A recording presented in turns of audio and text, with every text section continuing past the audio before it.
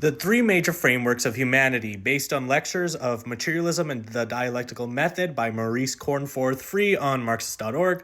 I'm about halfway through the book, but I want to get this video out quick since I'm going to be gone all week. The first major framework of humanity was idealism, and idealism arose with class society. There were people at the top and people at the bottom. The ruling classes created the world. Well, they rose to the top of a world that was being created out of a process outside of their control. But for a short form, we'll just say they created the world. And they needed a justification for why they were at the top. And so analyzing how society was, how man acted under the world that they had created, or the system that they were a part of created, they would say that this is how it always was. Idealism was often related to superstitious ideas, myths and religions, as explanations for supernatural phenomenon. The gods create electricity. The gods create thunder. And idealism also relied on great men of history. Men were not products of their environment, and people did not act according to their environment, but instead history was moved forward through great individuals with great ideas. There's a famous experiment where rats were only put into small little cramped cages with a vial of Coke and some food. These solitary rats would eat the Coke until they have absolutely died. And I'm not talking about the soda. The researchers concluded that the rats must have an innate want for addiction and use that to apply it to human societies. However, some other researchers realized that rats don't usually live alone in cramped cages, and they live in communities. And when they gave them larger cages full of other rats and friends and plenty of space to play, suddenly rats didn't overdose on Coke anymore. An idealist would have said that this is just the nature of the rat, that rats naturally tend towards this. A materialist, however, would have looked at the conditions around the rat. What's the cage like? Could a different cage, could a different setup, could more rats change the behavior of a rat? The next evolution in the thought of humanity was mechanical materialism. Mechanical materialism envisioned the world like a set of gears in a watch, and everything to the simplest atom. While mechanical materialism was able to look at the society around it, or example, the cage around it, it simply thought of society as static, and the universe itself as static. The universe has always been like this and will always be like this. At the beginning, perhaps, this machine that we call the universe was set off by a creator, such as a god, and then left alone, and then the gears have been turning ever since, and they will forever turn. Therefore, this model, while able to recognize the cage around humanity, saw humanity and animals as almost robotic, unchanging, and static. And it viewed human societies as such too. Human societies were fixed and rigid and would stay this way forever. Whatever changes brought about within human society were done due to great individuals, and they did not act upon other individuals. Mechanical materialism led to liberalism, which had a hyper-focus on the individual separated from the vast, wider community around him, and the intricate interactions that individuals have with society, the planet, with nature, etc., etc. Dialectics was based on the idea that the universe, rather than following a mechanical, gear-like, clock-like structure, actually evolved and moved rather than periods of smooth, continuous evolutionary development, instead through interruptions and sudden abrupt changes.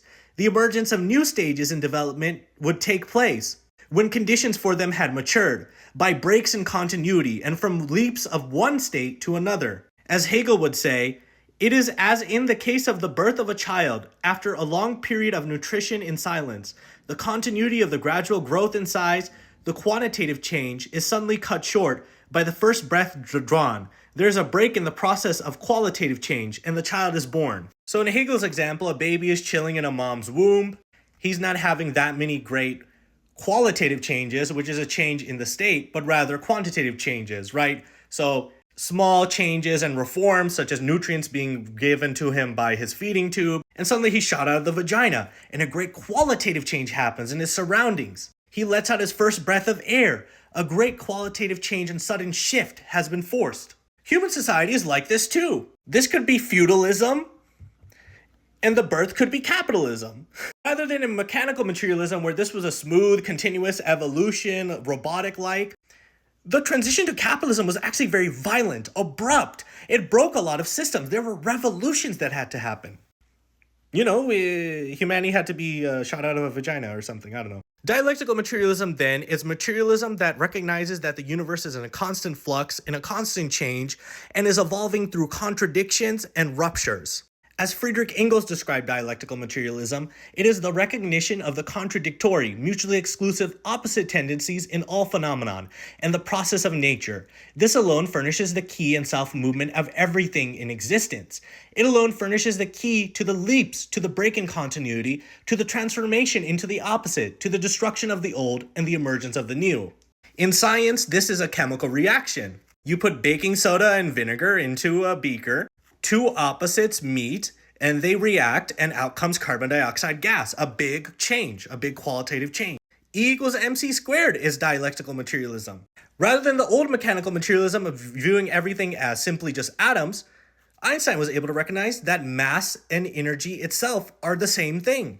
Everything in the universe is interconnected, not static and robotic. And everything is in interplay with each other. And within human societies, the greatest contradiction that then causes ruptures and moves history forward is class struggle. People at the top who hold all the power, the monopoly of the violence of the state, and the state apparatus, and people at the bottom who hold nothing.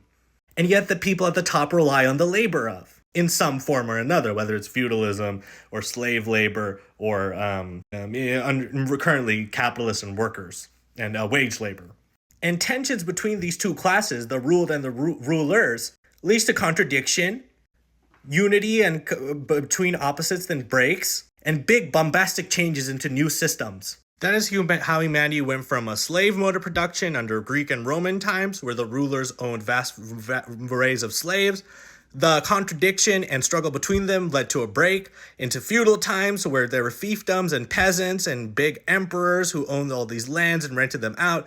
The struggle between them led to capitalism and the rise of the bourgeoisie, and now we are in a new struggle between capitalists and workers. And as Marx and Engels put within the Communist Manifesto, there's something special about this capitalist stage because the entire world is either under one class or the other, the proletariat or the worker. Well, the vast majority. There are subclasses in between, but the vast majority are. And the workers are extremely centralized, educated, very important to this system, no longer stuck to individual fiefdoms. They're a highly centralized international force. So the struggle between these two classes will lead to the abolition of classes themselves, as this new class, the workers, becomes the ruling class. This is a never-before-seen opportunity. Slaves didn't have any rights, nor that much power, and were easily replaceable. Peasants were stuck to small fiefdoms and plots of land.